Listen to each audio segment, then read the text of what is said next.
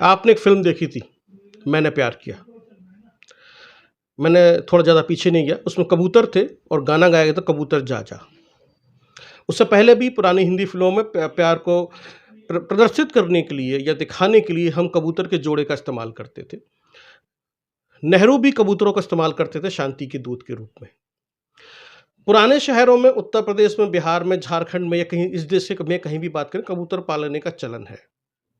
लेकिन ये कबूतर कितने खतरनाक हो सकते हैं, ये आज आप हम बात करेंगे healthy life with doctor Brajpal Tyagi में, जिसमें डॉक्टर साहब आपको बताएंगे कि ये जो कबूतर की बीट है, इसकी स्मेल है, ये कितनी खतरनाक हो सकती है। क्योंकि दिल्ली एनसीआर में और पूरे देश के अंदर जब से कबूतरों को दाना डालने की प्रथा शुरू हुई है, चाहे छत पर हो या बाहर हो, कबूतरों की संख्या में इजाफा हुआ है।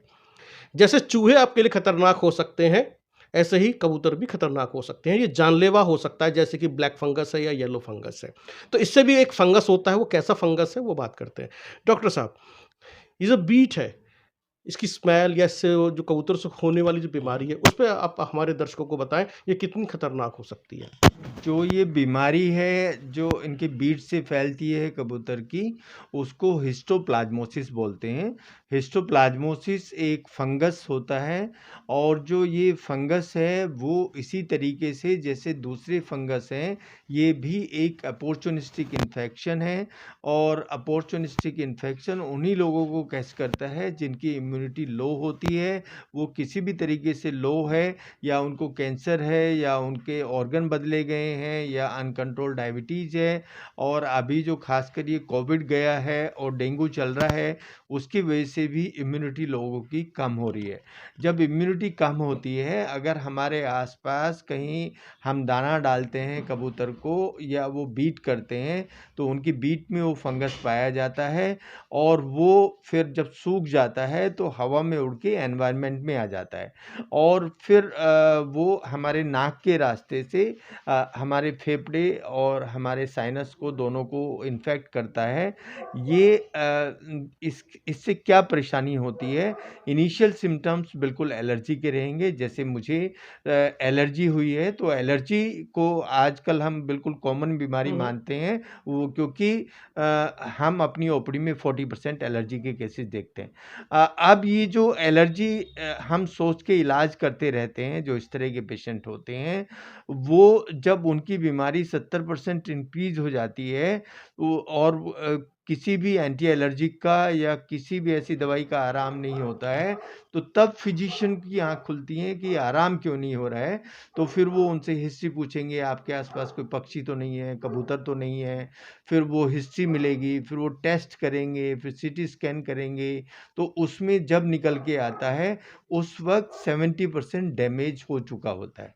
जब 70% डैमेज हो चुका, तो अब हमारे पास 30% बचा है, जो हम इंजेक्शन और जो और दवाइयाँ हैं, उनके थ्रू उसको कंट्रोल करने की कोशिश करते हैं। पर ये भी इसी तरह की बीमारी है जैसे काला फंगस है, और ये इलाज बहुत कॉस्टली पड़ता है।